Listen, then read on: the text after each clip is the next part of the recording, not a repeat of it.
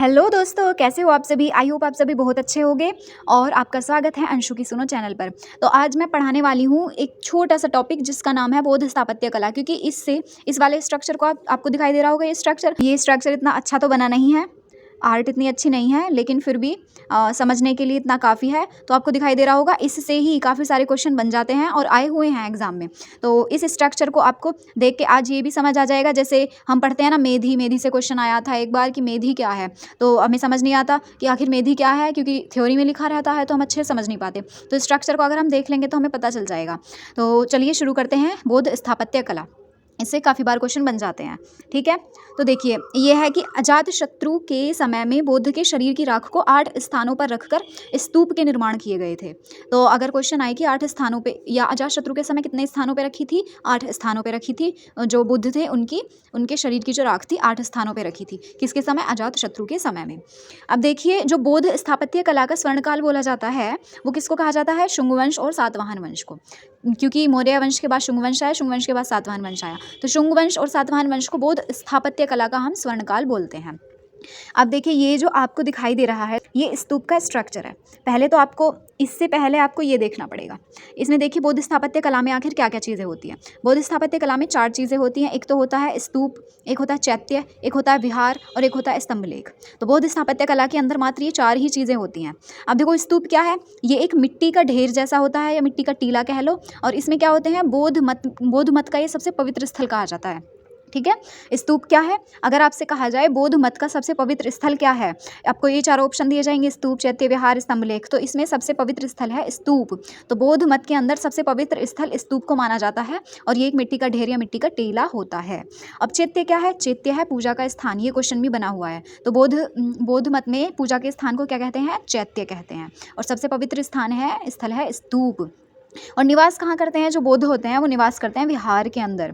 और जो मत के यानी बौद्ध मत के प्रसार के लिए बनाए गए थे, लिखे गए थे, वो स्तंभ लेख लिखे गए थे। इतना पता चला। अब देखिए ये स्तूप है। अब आपको दिखाई दे रहा होगा, इसमें ये ऐसे ऐसे द्वार हैं, 4 द्वार चारों तरफ होते हैं। ये जो द्वार हैं इनको बोला जाता है तोरण। ठीक है, तोरण किसे कहा जाता है? ये जो द्वार हैं इनके ऊपर ये नक्काशी सी होती रहती है, ये नक्काशी है एक तरह की, और इनको तोरण का मतलब ही द्वार होता है। ठीक है। अब आपको ये पट्टियाँ दिखाई दे रही होंगी इस तोरण, यानी कि तोरण के ही चारों तरफ को पट्टियाँ, बीच बीच में ये वाली ऐसे ऐसे। तो ये जो है इसका नाम है वेदिका। ओके, ये है वेदिका। और तोरण को पार करके जब अंदर जाओगे आप, तो ये आपको एक गोलाकार स्थान दिखाई देगा। ठीक है, यहाँ पे ये गोलाकार स्थान है, इसकी परिक्रमा की जाती है यहाँ पे। तो परिक्रमा वाला मार्ग है ये प्रदक्षिणा पथ। इसको क्या बोलते हैं? प्रदक्षिणा पथ कहते हैं। अब इसके ऊपर को भी यहाँ पे एक गोलाकार चीज़ होती है, इसको कहते हैं मेधी। अब मेधी पे जो अंडाकार ये बना होता है स्तूप के रूप में, इसे बोलते हैं अंड, क्योंकि अंडाकार है अंड। अब अंडाकार के ऊपर इस तरह से आयताकार या वर्गाकार कह सकते हैं, वैसे वर्गाकार होती है ज़्यादातर। ये जो रखी होती है वर्गाकार, इसको हर्मिका बोला जाता है। और इसमें क्या रखे जाते हैं? शरीर के अवशेष या फिर प्रयोग की गई वस्तुएं रखी जाती हैं।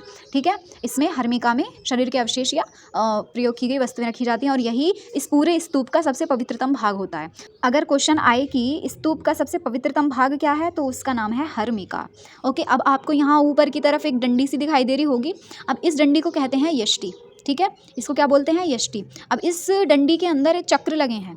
ठीक है, प्लेट सी लगी हुई हैं 3। सबसे ऊपर वाली प्लेट को बुद्ध, दूसरी को धम्म, तीसरी को संघ कहा जाता है। तो आई होप आपको ये स्ट्रक्चर पूरी तरह से समझ आ गया होगा, और इसे याद कर लीजिएगा, क्योंकि एक बार में तो चीज़ें सभी किसी को भी याद नहीं हो पाती हैं। अब आगे चलते हैं कि स्तूप के प्रकार क्या क्या है। स्तूप के प्रकार में देखिए, जैसे शारीरिक स्तूप हैं। शारीरिक स्तूप में जैसे सांची स्तूप हो गया, इसमें क्या होता है? शरीर के अवशेष रखे जाते हैं, वो शारीरिक स्तूप। एक होता है पराभौमिक स्तूप, इसमें प्रयोग की गई वस्तुएं रखी जाती हैं। किसमें? पराभौमिक स्तूप में। एक होता है उद्देशिक स्तूप।